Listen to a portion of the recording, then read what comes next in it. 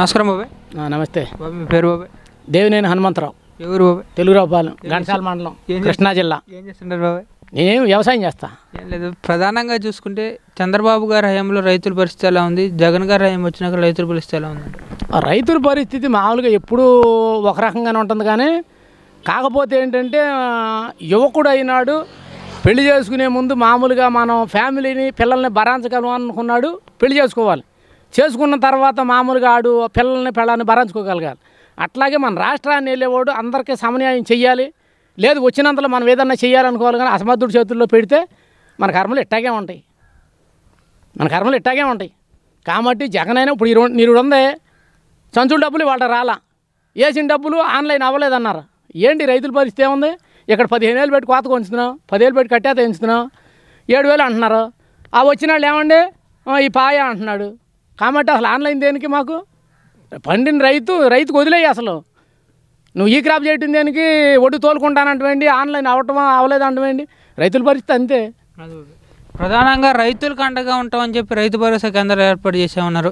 రైతు భరోసా కేంద్రాల్లో తుఫాన్ వస్తుందని చెప్పి ముందస్తు సమాచారం ఏమైనా తెలపడం జరిగిందా? అదేవిధంగా చూసుకుంటే రైతు పంట కోసుకున్న తర్వాత ఆరేసుకోవడానికి వీలుగా తార్పులను పడదలు లాంటివి కానివచ్చు, పంట ఎగుమతి చేసుకుని అమ్ముకోవడానికి తీసుకెళ్ళడానికి బస్తాలు కానివచ్చు, ఇలాంటివి కానివచ్చు, లేదు పంట వేసుకున్న దగ్గర నుంచి ఉపయోగపడేటువంటి పురుగు మందు కానివచ్చు, యూరియా కానివచ్చు, ఎరువు కానివచ్చు, ఇలాంటివి రైతు భరోసా కేంద్రాల్లో ఏమైనా ఇవ్వడం జరిగిందా? రైతు భరోసా కేంద్రంలో కొత్త సంచులు తికాణా లేక పాత సంచులు ఇస్తున్నారు, చెత్త పెట్టి కొడుతున్నారు. ఇంకా టార్పాలిన్ ఎక్కడ తెచ్చిస్తారు? కావాలంటే రైతు భరోసా కేంద్రానికి వచ్చిన సంచులు చూడండి మీరు, మేము చెప్పడం కాదు. అవి కొత్తయా పాతయ్యా?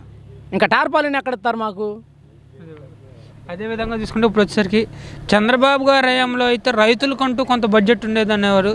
ఆ బడ్జెట్తో మీరు అన్నట్టుగా టార్పనీలు కానివచ్చు, తర్వాత సబ్సిడీ మీద ట్రాక్టర్లు కానివచ్చు, రైతుకు కావాల్సినటువంటి ఇచ్చే ఇదిగా ఉండేది. జగన్ గారు ఏమొచ్చినాక అసలు మనకి ఏమన్నా ఉందా అనేది విషయం కూడా అంటున్నారు కొంతమంది ప్రజలు. దాని మీద మీరు చంద్రబాబు నాయుడు గారు ఉండగా మామూలుగా తడిసిపోయిన ఒడ్డు రైతు దెబ్బతింటాడని తడిసిపోయిన ఒడ్డు కూడా మామూలు రేటు కొన్నారు.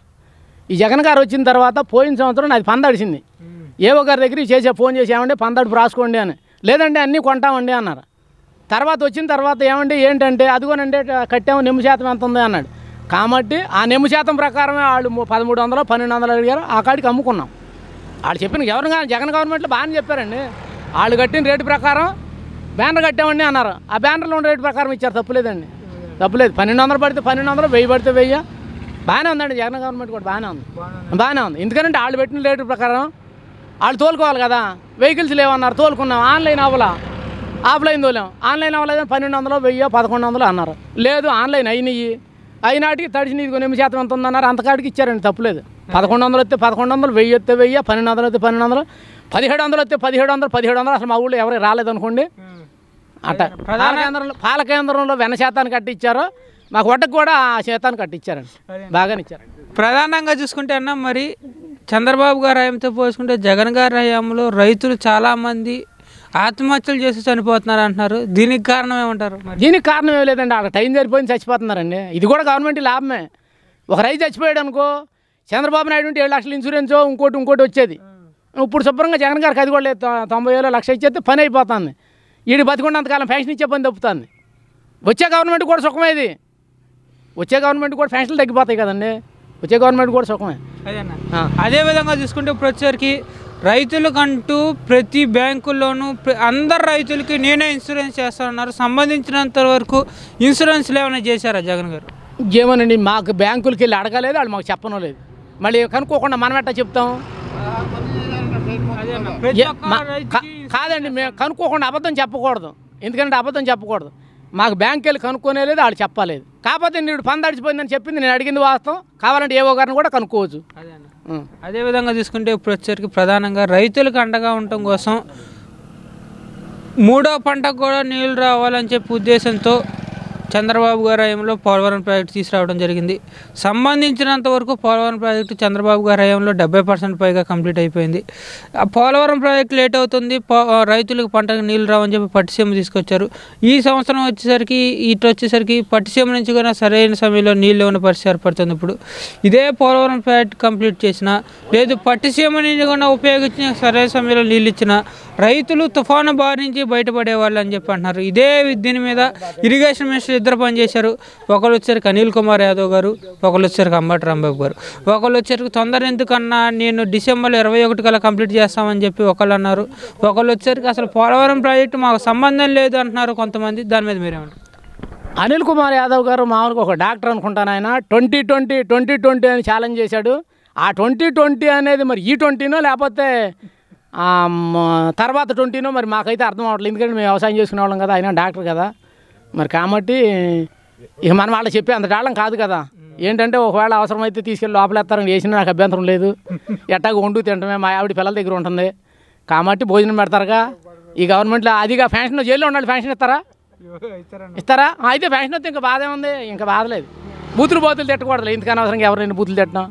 కాకపోతే మనం అనుకునేది ఏంటంటే ఏ ప్రజానాయకుడు వచ్చినా నేను చెప్పా కదా ఇందాక, అట్టా అందరికీ సమన్యాయం, దేశాన్ని అభివృద్ధి చేసేటట్టు, పిల్లలకు జాబులు వచ్చేటట్టు, రైతులు అమ్ముకుని రైతులు బాగుపడేటట్టు ఉండాలి. కానీ ఏదో స్వలాభం కోసం నీకు అది ఇస్తా ఇది ఇస్తా అంటామనో 3000 ఇస్తానని 2200 ఇవ్వటం, 2100 ఇవ్వటం అసలు ఈ కరెక్ట్ కాదు.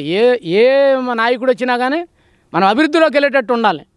లేదనుకో అట్లా కాలేదనుకో ఉండగా ఏంటంటే అది గోసి పెట్టుకునే వాళ్ళు అందరూ ఇండియా వాళ్ళు, ఈ బట్టలు వేసుకునే వాళ్ళు అందరూ ఇతర దేశ వాళ్ళు అని ఆ గుర్తింపు వస్తుంది మనకి. అదేవిధంగా చూసుకుంటే ఇప్పుడు వచ్చేసరికి ప్రధానంగా 3 రాజధానులు అన్నారు. 3 రాజధానుల మీద ఏమంటారు? ఆయన అన్నట్టుగానే 3 రాజధానులు డెవలప్ చేసినా లేదు ఒక రాజధాని మీదే స్టిక్ అని అమరావతిని డెవలప్ చేసిన మన రాష్ట్రంలో నిరుద్యోగ సంఖ్య కొంత కాకపోయినా కొంతైనా తగ్గేదని అని చెప్పి అధికారులు అంటున్నారు కొంతమంది. దాని మీద మీరు అసలు మనకి ఎన్ని జిల్లాలు ఉన్నాయి? జిల్లాకు ఒక రాజధాని అయితే మాకు కూడా సుఖం. ఎందుకంటే మా జిల్లాలోనే వస్తాయి కాబట్టి ఎన్ని జిల్లాలు ఉంటే అన్ని రాజధానులు పెడితేనే సుఖం. 3 కాదు అసలు, అన్ని రాజధానులు పెడితే మా జిల్లాలో జాబులన్నీ మా జిల్లాలోనే వస్తాయి, బయటికి పోకుండా. లేదా అసలు పెట్టగలిగితే ఎవరు వచ్చినా మండలానికి ఒకటి పెట్టగలిగితే కనుక ఇంకా మంచిది. మేము మండలానికి వెళ్ళి గబుక్కుని పని చేసుకుంటాం. అదే అన్న, అంతే.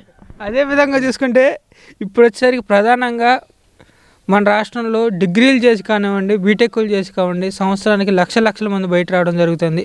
సంబంధించినంత వరకు వాళ్ళు చదివిన చదువుకి ఏం ఉద్యోగం చేయాలని చెప్పి ఆలోచించే పరిస్థితి. ప్రతి సంవత్సరం జనవరిలో జాబ్ క్యాలెండర్ ఓపెన్ చేస్తూ ఉన్నారు. డిఎస్ఏ కాదు మెగా డిఎస్ఏ వేస్తూ ఉన్నారు. అవినిగడ్లోనే డిఎస్ఏ మెగా డిఎస్ఏ కోచింగ్లు సెంటర్లు ఉన్నాయి అవినిగడ్ నియోజకవర్గంలో, అవినిగడ్లో. అదేవిధంగా చూసుకుంటే ఇప్పుడు వచ్చేసరికి ప్రభుత్వానికి సంబంధించినటువంటి ఉద్యోగాలకు సంబంధించిన నోటిఫికేషన్ కూడా సరిగ్గా విడుదల చేయని పరిస్థితి. దీనికి సంబంధించినంత వరకు 2 మినిస్టర్లు ఉన్నారు. ఒకళ్ళు ఎడ్యుకేషన్ సంబంధించిన మినిస్టర్ గారు వచ్చేసరికి మన రాష్ట్రంలో ఎక్కువ మంది చదివేసుకుంటున్నారు, దానివల్లే మేము ఉద్యోగాలు ఇవ్వలేని పరిస్థితి అని చెప్పి ఒక మినిస్టర్ గారు అంటే, ఐటీకి సంబంధించిన మినిస్టర్ గారు అయితే మేమెందుకు ఉద్యోగాల వల్ల మేము వచ్చేసరికి ఫిష్ మార్కెట్లు ఓపెన్ చేసాము, మటన్ మార్కెట్లు ఓపెన్ చేసాం కదా అని చెప్పి ఒక మినిస్టర్ గారు అంటున్నారు. దాని మీద మీరేమంటారు? ఆ మటన్ మార్కెట్లు ఓపెన్ చేసినప్పుడు డిగ్రీ చదువుకున్న వాళ్ళు మటన్ పొట్టను అమ్ముకోవచ్చు కదా, దారి చూపిస్తున్నాడు కదా. మరి మటన్ మార్కెట్ లేకపోతే తలకు బండి ఇస్తాడు, ఆ తలకు బండి ఇస్తే శుభ్రంగా ఓళ్ళు అమ్మటి తిరిగి అమ్ముకుంటారు. జాబ్ వస్తే ఏమవుతుంది? వాళ్ళకి ఏమవుతుంది జాబు? అంతమంది చదివి మరి దేశాన్ని ఉద్ధరించడానికి చదువుతున్నారా? నిరుద్యోగులు అయిపోవాలి కానీ చదువుకుంటామేంటి పిల్లలు? మన ఏపీ అనేది నిరుద్యోగులు పెరగాలి కానీ చదువుకుంటామేంటి? శుభ్రంగా ఇవాళ కోత కోసేవాళ్ళు లేక 5000 7000 కోతకెత్తున్నా కాబట్టి చదువుకోకుండా కోతకెళ్తే డబ్బులు వస్తాయి వాళ్ళకి. ఎప్పుడో వచ్చే డబ్బులు సంగతి ఎందుకు? కాబట్టి చదువుకోకుండా ఉంటే మనం ముందుకెళ్తాం, బాగా అందరికన్నా ముందుకెళ్తాం. ఏంటంటే ప్రపంచంలో వ్యవసాయం చేసేది మాదే, ఎక్కువ మంది వ్యవసాయం చేసుకున్నాం చెప్పుకోవడానికి ఉంటుంది.